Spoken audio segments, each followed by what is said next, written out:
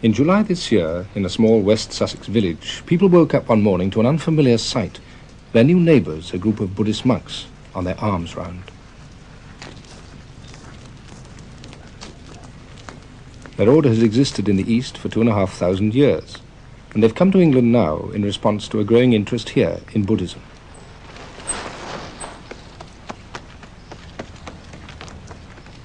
They aim to live the simple and disciplined life which the Buddha laid down for the earliest forest monks. There are many Buddhist groups in Britain, but this is the first attempt at such a traditional approach.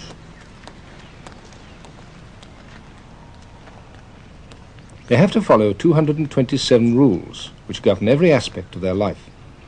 The rules provide them with a framework for developing spiritual insight and what the Buddhist scriptures call loving kindness towards all creation.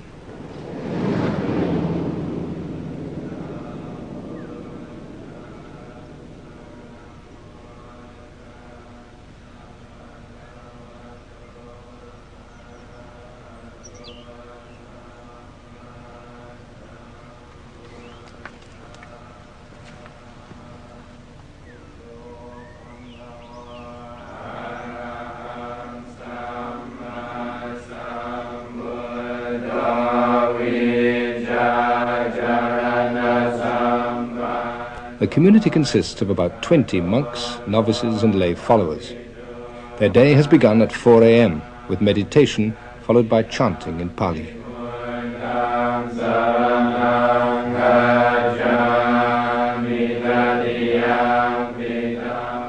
But very little of their day is taken up with ceremonies. They've just moved into a derelict Victorian house with a 100-acre forest nearby. Their first task was to clear up all the debris and make it habitable.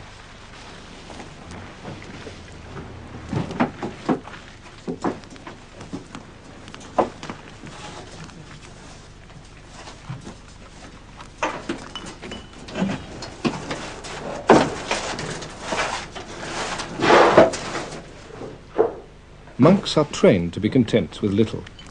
They eat only one meal a day. They don't listen to music, watch television or read novels. They have to remain celibate and they are permitted few possessions.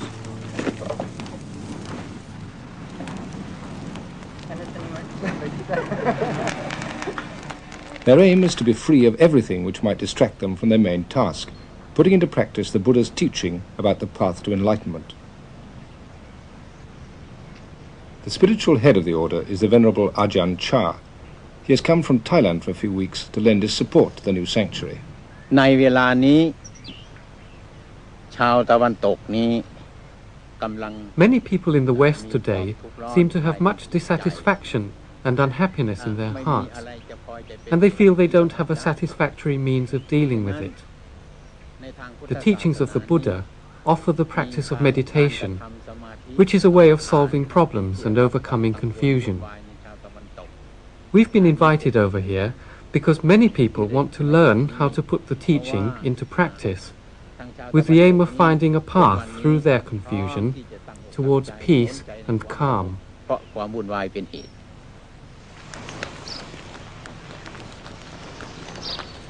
how is all this going to go down in West Sussex? For hundreds of years, Western Christians have exported their religion. Now, for the first time, the West is on the receiving end. This little hamlet is essentially, it's been steeped in religion for hundreds and hundreds and hundreds of years, Christian religion. We have this little shepherd's church, we always sort of call it, I suppose it was a shepherd's church, which is in the Domesday Book. And you have the old manor, which was originally an abbey. Even the ground, I would say, was steeped in Christianity. There are just a few people, but they all mind. They do mind terribly. Not the ones anti anything at all, but this is absolutely alien to the locality. It's an intrusion. It's an invasion. They're all coming from outside. One doesn't know whether they're English, where they come from, anything about them. And they're all searching for something. We've got what we want. I mean, we've only got to look out of this wonderful world, and here we've got a God. Always have had a God. Well, we're not at all anti the monks. I mean, in this godless world, anything that has some sort of spiritual content, which we think they have, is better than nothing. I mean, what is there against them, actually? Well, I think their discipline is very high, as far as I understand. I mean, the people I've met are absolutely delightful. I had a fit nearly when I see them come down in the woods. I looked up as I was working, you know, and I, good Lord, what's this coming? But I didn't know they were around, so I got talking to them and found them very friendly. Well, I think it's all right, surprisingly they keep to themselves. They won't do us any harm, I I don't know what they're doing now. They're searching for food. Yes, I disapprove of that, frightfully. I reckon these people can get their own. That's what I feel. I've been about too long, I think. The hardest point for the monks to get across was why they went on their traditional alms round. Were they just scroungers, or was this a vital part of Buddhist practice? To try to explain this and many other points, soon after they arrived they held a meeting in the village hall. A film was shown on their parent monastery in Thailand where most of them were trained. These monks in northeast Thailand are on Bindabat, the daily dawn walk to receive their food offered by the villagers.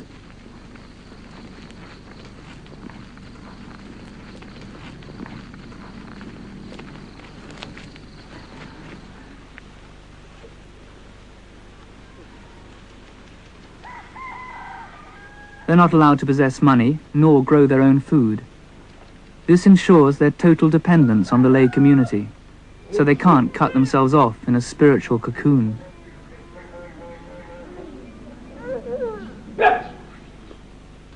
For the laity, Bindabat is a way of paying respect to the discipline of the monks, and also a way of making merit, which many believe brings good fortune in this life and in future rebirths.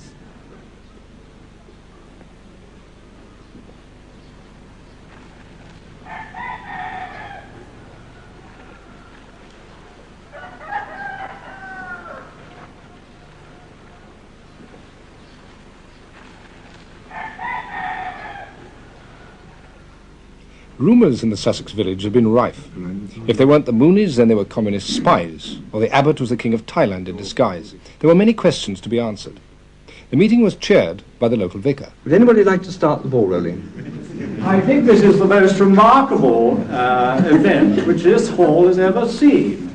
And I'm quite prepared to believe that I shall wake up tomorrow and it was all a dream. And my question is, what is the size of the community? How many hangers-on are there? And is it going to grow, or is it going to remain much as it is? The number of cars that are arriving at the weekends. This is what we are worried about. Are we to expect more of them in the future? The only reason people are asking you questions is because you're different. You know, you come here dressed all in your funny gear.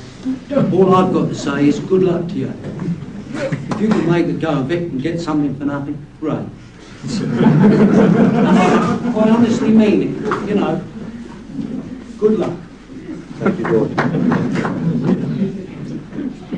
Walking through Leicester Square a fortnight ago, I came across what appeared to me to be a sort of Buddhist raver. I don't know who the people concerned were, but they were certainly in saffron habits, rather like your own. They had shaven heads. They were banging cymbals and had really gone completely ecstatic. I think one of the things that we have a fear of here is that these sort of people, who may be a fringe element, I don't know, of your faith, may come down here and this sort of thing may go on at Chitters. The monks' way of meeting doubts that they were just another weird and possibly dangerous sect was to invite the local people to the sanctuary to take a look for themselves. They explained that their rules forbade them to ask for food, and they didn't expect to be fed by their neighbours, but they were keeping up the tradition of the alms round partly as a way of making contact.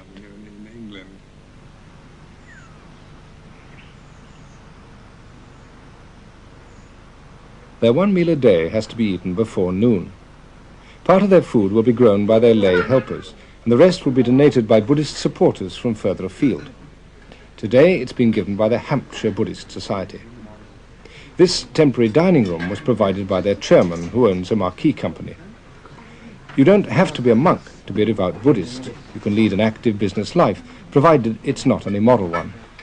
We've come today to offer a meal to the monks, which is known as dana, and this is an act of giving which establishes a sort of a relationship between lay people and the monks. And it's not, as is often thought, a case of just giving something to gain merit, but ideally, or in the perfect way, giving dana is a case of giving a little bit of oneself, and so it's in keeping with all the basic Buddhist teachings of the dropping one's ego. I've been asked why I'm a Buddhist. It's not very easy to answer that because it's a slow process, and I think a gradual confidence grows, but I suppose it comes down really to the fact that I see, well, it's called dukkha in Pali, which is the old Buddhist language. Probably I understand it as dis-ease, imperfection or suffering, and I see this in others, but more importantly in myself. And I'm of confidence that the Buddhist way of practice is a way of doing away with it gradually. But probably more important than a sort of an intellectual motivation is the fact that I meet monks. I think in all cases the ones that I've met have been wonderful examples of the result of the training, the sort of fruition of it, if you like. พวกชาวพุทธทั้งหลายได้มารวมกันกระทำบุญในสถานที่นี้ Today all of you Buddhists have had a chance to come. One of the monks' main roles is to teach.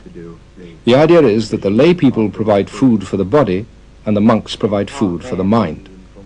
The sanctuary is a kind of spiritual powerhouse where people come to be recharged.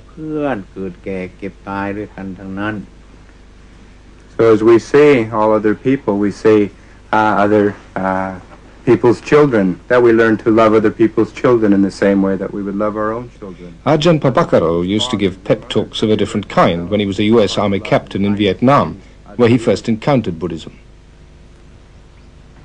I began to practice as a layperson in the Army, and it became quite obvious that if I wanted to continue being a devout lay Buddhist, to practice strictly adhere to the training precepts that are taught and things, that just to wear a military uniform would be against those teachings.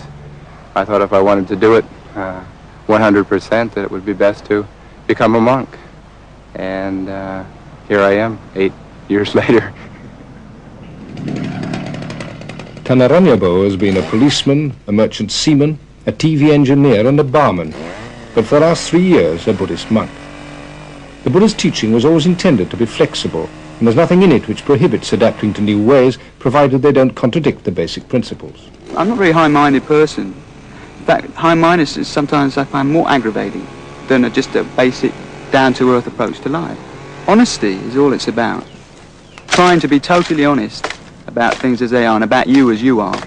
Because man needs to know, apart from his job and everything, which is part of his life, men need to know who they are. Who you are and what you are, not what you're doing, what you are, is very important. And monks are concerned more with that. Because, I mean, I myself have done many things, different kinds of jobs. But I didn't know who I was. If a man gets too separated from the world or his environment, he gets ill. I think I've seen that in myself and in other people, a kind of alienation, loss of harmony. To have harmony, you need to know yourself, and harmony is the greatest peace and happiness. If you don't have harmony, it doesn't matter what you've got.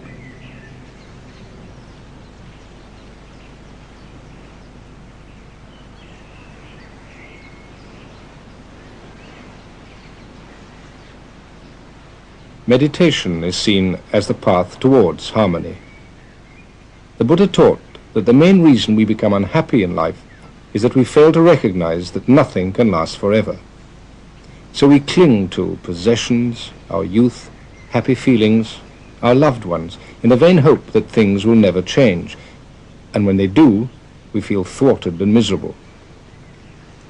The aim of Buddhist practice, meditation combined with moral living, is a very down-to-earth one, to find a way of overcoming unhappiness. The Buddha taught that this can only be achieved when we reach a sense of detachment, a perspective from where we're no longer upset by the ups and downs of life.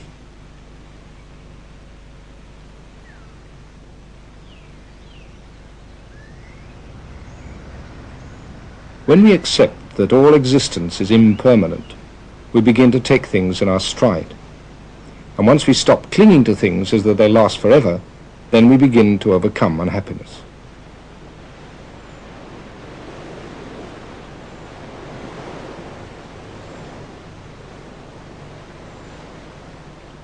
So meditation is taught as a way of reaching serenity, and it's one which anybody can systematically follow.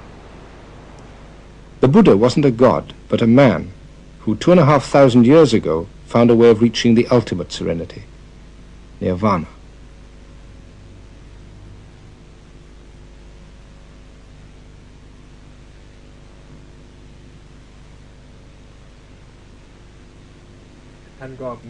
But meditation isn't regarded as something just for monks. Does your meditation include the mindfulness aspect which was taught by the Buddha?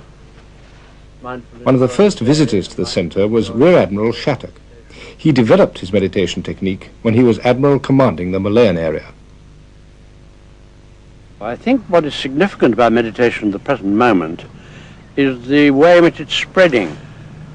It is a form of scientific prayer which people can learn by stages, and not only learn but be convinced by stages that they are doing something which is benefiting themselves, not because they become richer or do their job better, but simply because they feel much more complete in themselves as a more complete person.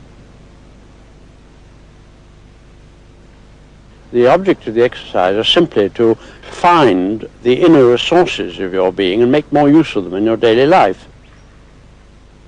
When one has the greater sensitivity that the development of the mind gives you, you are better able to know how to help your fellow men and what they need and what you yourself can give them which will help them on their way. I think this is the object. It's a selfless object. It's not a selfish object, although selfish satisfactions may come from it incidentally. Meditation is often thought of as a self-centered pastime associated with hippies and dropouts rather than admirals. But many of the people here have come not to escape the world, but to find out how to be more effective in it. I'm an occupational therapist. I was working in a psychiatric unit with people who had different kinds of emotional disturbance, and I enjoyed the work, but I felt that there was probably a better way to help people, and that really I needed to learn a bit more about life and about myself so that I could begin to have some understanding of the sort of things that were happening to these people.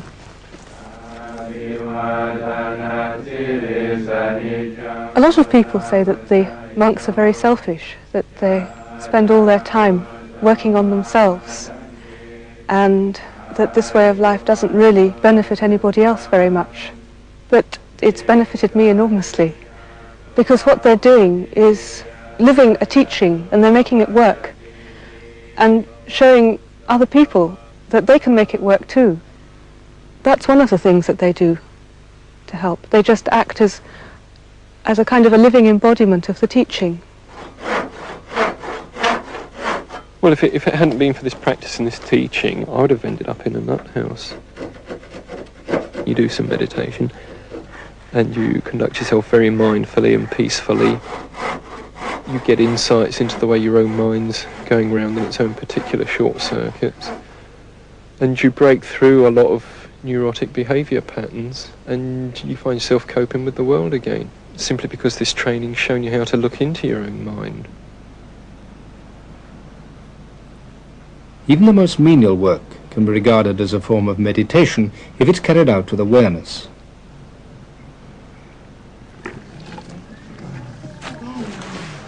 The aim of the training is to make them constantly aware of the present moment. Since monks are forbidden to till the soil, this is done by a novice or layman. One of the community is a former property millionaire who now seeks a different kind of satisfaction. No, not digging. Just the weed. I show you. You see? Okay. In charge of the gardens is Walter Stangl. As a German soldier in the last war, he was imprisoned by the Russians in Siberia. For some years he was a Buddhist monk himself, but most recently he's worked as a head gardener at Kew. Now he's decided to devote the rest of his life to this community. You see, you take it off, put it here in. Yeah. Through Buddhism, I found out more or less or a little bit who I am, and I'm still discovering how little I am. Buddha said, don't believe in me, what I say, just find out for yourself, not believing on thinking it's this is or that this way. Stand on your own feet, be your own explorer, your own discoverer, and see what is on. What's the meaning of life? What's the purpose to be here? Is it just the purpose here to accumulate money, property, houses and cars and all the rest of it? I don't think so. There must be something else, and I feel Buddhism is coming more and more to Europe. We are tired in this saying, believe in me and follow me. Now this Buddhism is coming to waken up people, to find out for themselves what is it.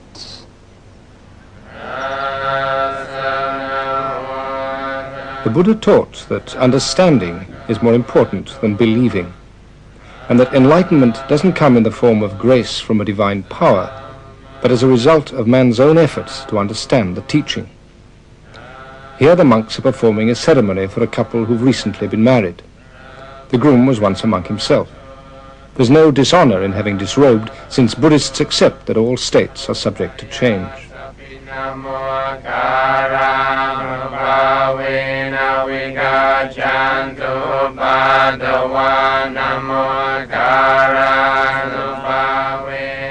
Buddhist ceremonies aren't considered as sacred, merely as a means of focusing the mind, and they don't always have to be conducted with solemnity.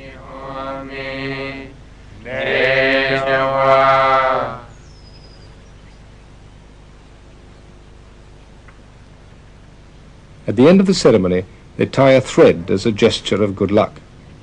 Even the cat benefits from the ritual sprinkling.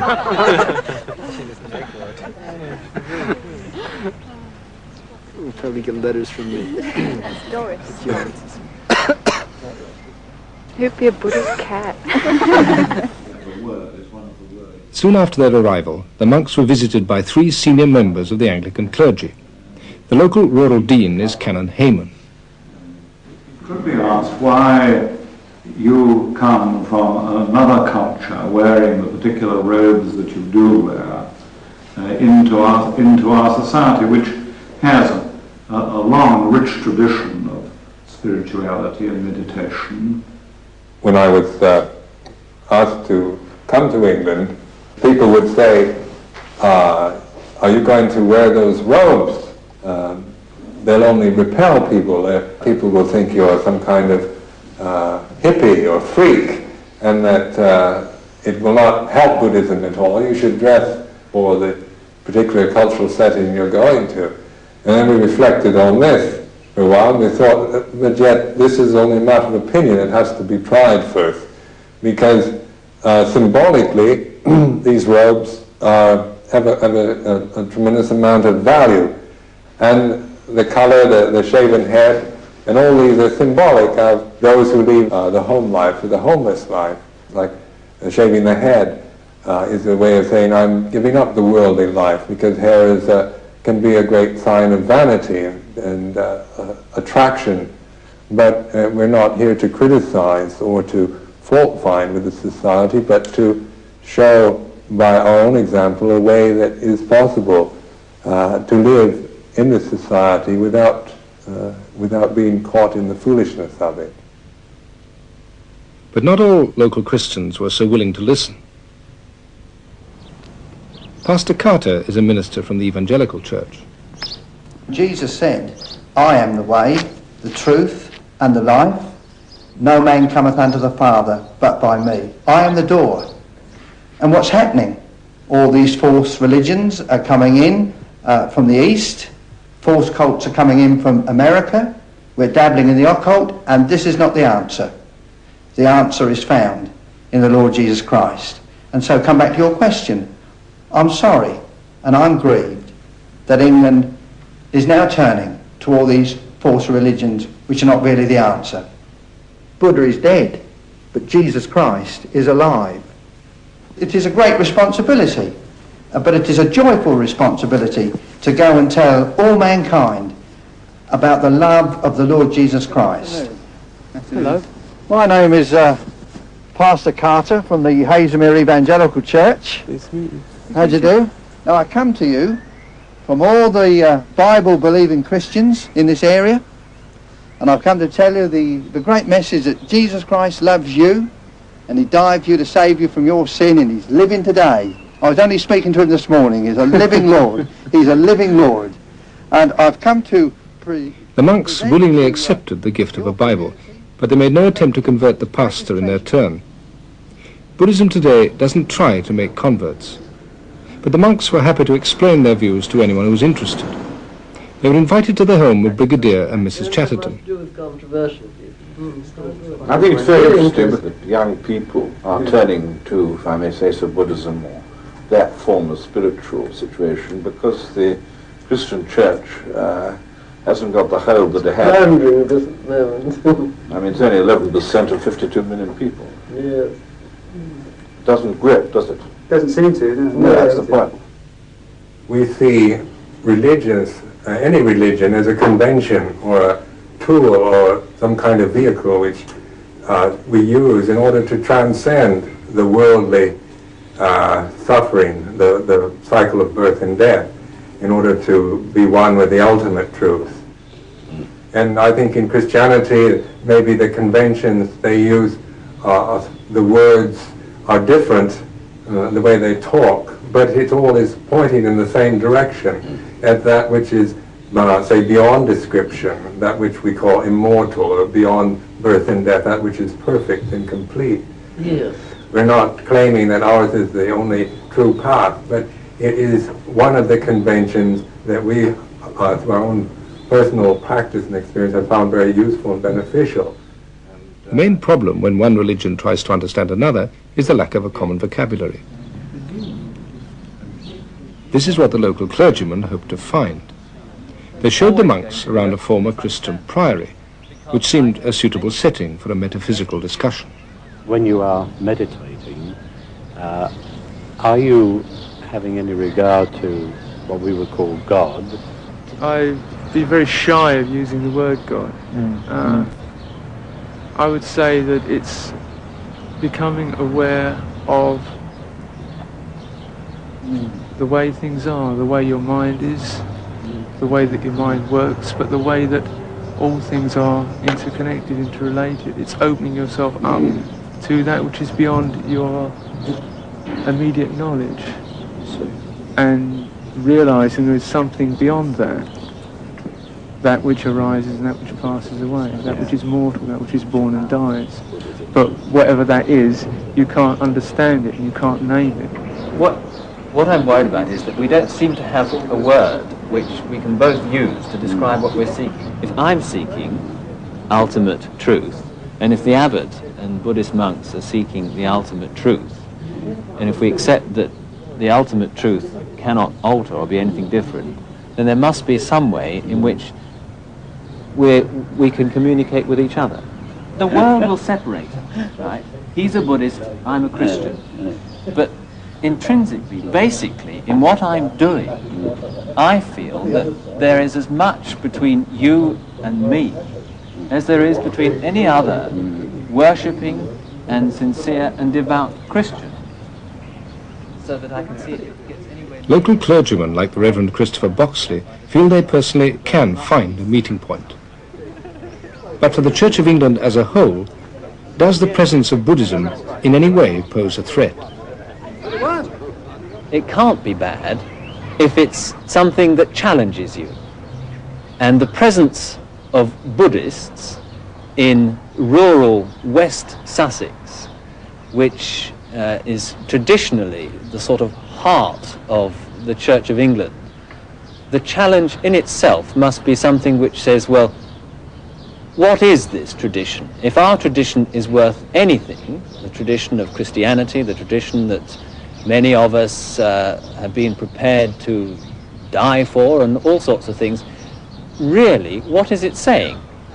The old argument of the Church of England being the Tory party at prayer. I mean, this is something which does put a lot of young people off. We need somehow to say that beyond the dreariness, beyond the formality, beyond everything that you associate with churches and boredom, there is a tradition of seeking the truth. The Buddhists have given us, or by being here, give us the opportunity to look at our own traditions and, I hope, to preserve what is worthwhile in those traditions, but to have the courage also to say about some of them that really they're not worth keeping. It's early days yet to see how Saseks will take to Buddhism. But it doesn't seem likely that familiar rituals will be abandoned in favour of Sunday afternoons in the lotus position. By comparison with the active pursuits of rural Sussex, Buddhist meditation might seem a rather passive and therefore unrewarding pastime. The monks don't condemn the active life, but their hope is to demonstrate to their neighbours that the most effective actions come from a still mind, and that the path to the still mind is meditation. The Buddha said, when a man attains wisdom through the teaching, he becomes serene and at peace, like a lake, which is deep, clear, and still. Many people say Buddhism is very nihilistic, which, when you look at it in terms of you, your little self, living in this vast universe, it is. It's a total annihilation in a sense. But it's an annihilation of that small-minded way of looking at the world, always from you, ego-centered thing. But that's not all there is. And when that dies, something very beautiful comes into being. And that's the side of people who don't understand when they make that accusation. And as I've seen with people who've meditated, the more they've stuck it and meditated and their self has been ground away, they just start to blossom. It's incredible. I mean, if that's death, I mean, that's fine with me. All this can never be fully understood if all we do is talk about it. Just as we can never know whether an apple tastes sweet or sour, unless we actually taste it for ourselves.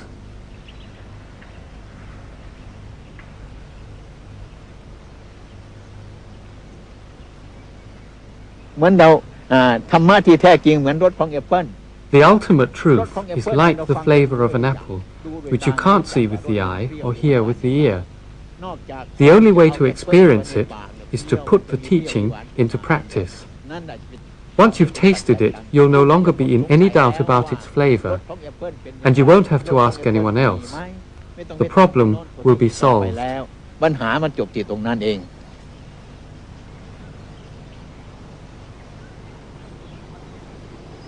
Right up. Not far enough. What? 3 people, if there's one off of petrol. Yes. We invite you to come and visit us. We invite you to come and visit us. Oh, that's very kind of you. We'd love to, yes. So you can see what we're doing. When you're... what you're up to. What we're up to.